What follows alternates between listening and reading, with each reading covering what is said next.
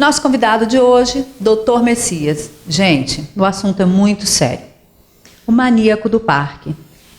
Nós temos visto várias entrevistas com nossos colegas, TVs, sites, jornais, falando sobre este caso. Dr. Messias, seja bem-vindo. Obrigado essa participação aqui conosco nesse tema tão importante. Cida, mais uma vez, bom dia, boa tarde, boa noite a todos. Sempre um enorme prazer estar aqui com vocês, compartilhando informações. Dr. Messias, o senhor que trabalha como advogado na área criminalista, esse caso foi tão assustador, o maníaco do parque.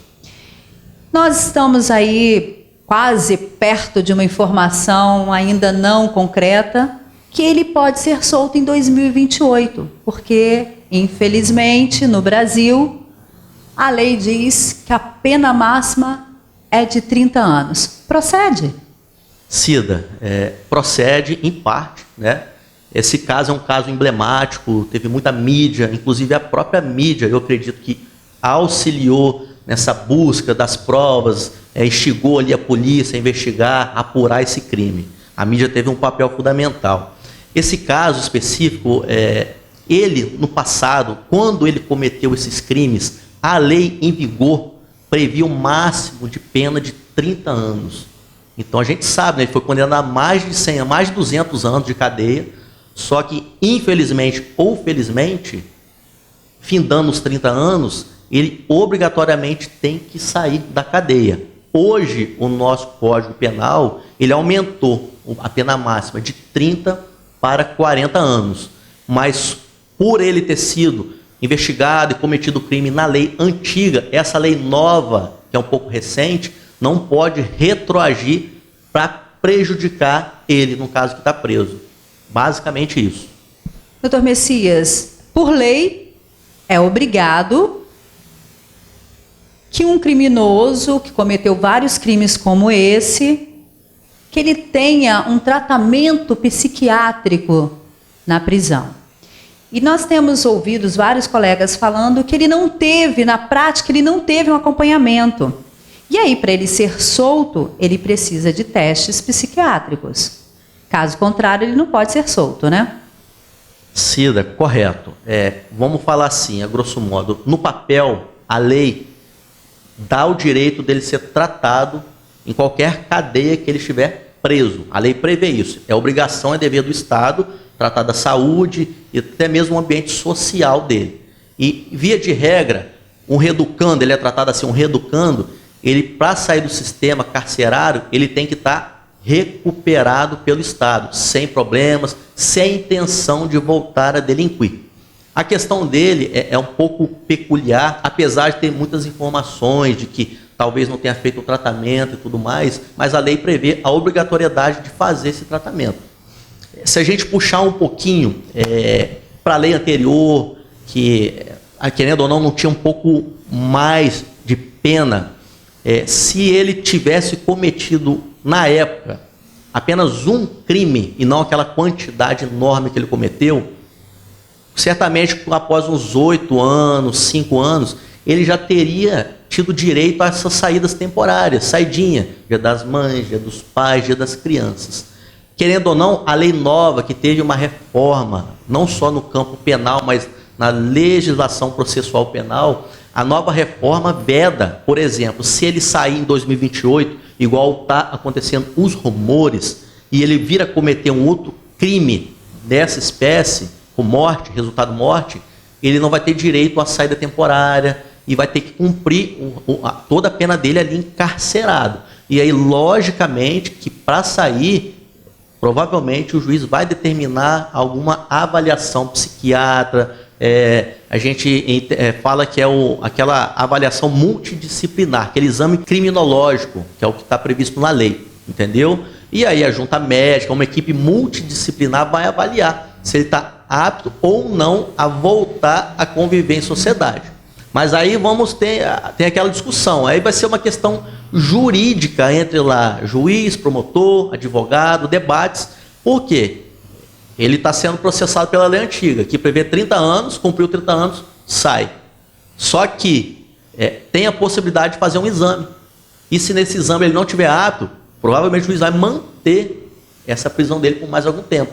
E aí vai ter aquela discussão, tá, mas a lei fala que é 30 anos, então você está mantendo por mais um tempo por conta de um exame, e aí, como vai ficar? Isso aí vai dar uma discussão jurídica, eu acredito, opinião minha.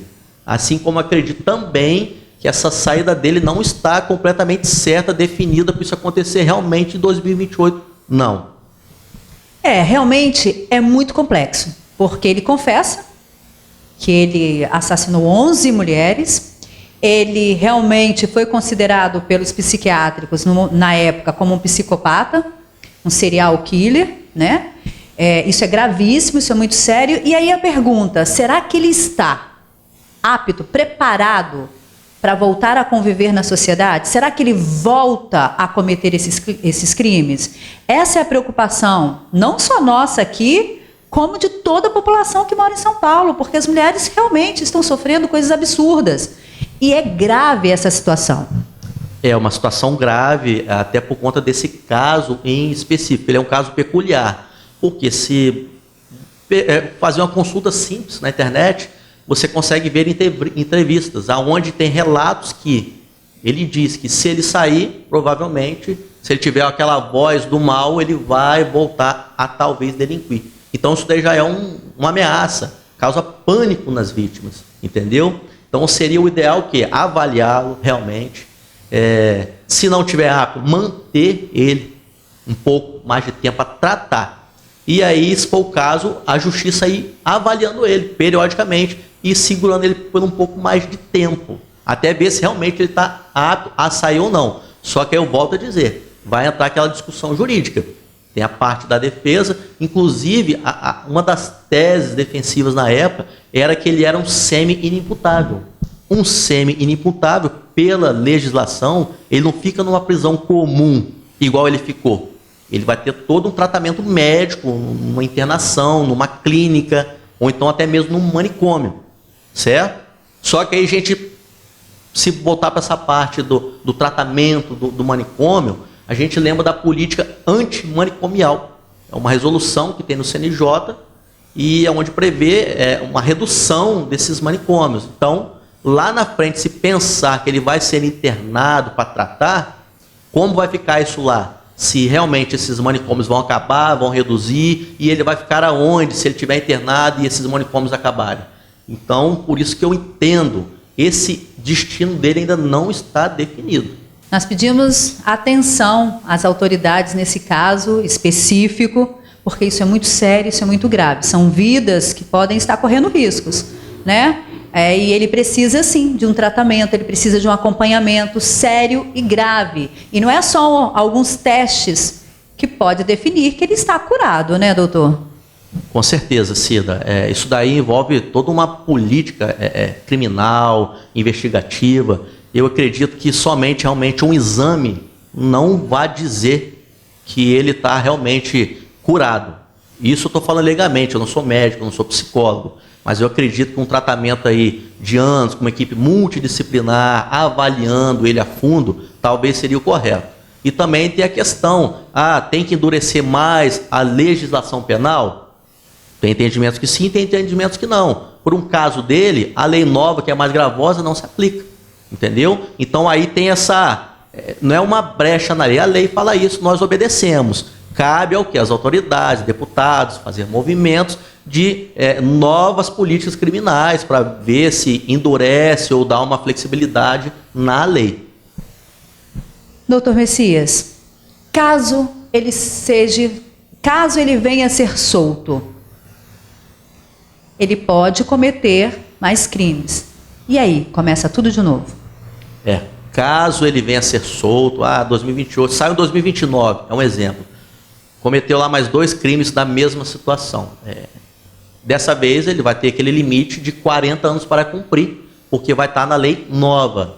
E, como eu disse, a legislação da execução penal, que é a lei que cuida dos presos ali, dos reeducantes que já estão no sistema carcerário, ela também endureceu. Por exemplo, se ele vir a cometer esse crime hoje, ele não teria direito à saída temporária. Essas saidinhas do Dia das Mães, Dia dos Pais, Dia das Crianças. Mas se na época ele tivesse cometido apenas um crime, ele teria sido beneficiado com essas saídas. entendeu? É um troço até absurdo de falar, mas a lei fala isso. E detalhe, ele só não teve o direito de saidinha, dia das mães, dia dos pais, dia das crianças, por conta da quantidade de pena que ele tomou. Mais de 200 anos. Ele não cumpriu o prazo da lei para ter direito à saída temporária. Se ele tivesse cometido apenas um crime, certamente nós teríamos ouvido falar que ele teria vindo no dia das mães em casa, dia dos pais, dia das crianças, porque a lei prevê esse direito. Gente, é a lei brasileira, e a lei foi feita para ser cumprida, né? Mas nós ficamos por aqui. Doutor Messias, muito obrigado por essa participação, e é um tema para se abordar mais vezes. Cida, com certeza, é um tema extremamente importante, até mesmo para a segurança da sociedade, é um caso de ser estudado mais a fundo, inclusive tem diversos estudos sobre essa situação. Então é questão de todos termos consciência do que é certo, do que é errado, e também, se for o caso, através de deputados e tal, tentar endurecer um pouco mais a lei. Ficamos por aqui. Tchau. Olho a Olho, com Cida Campos.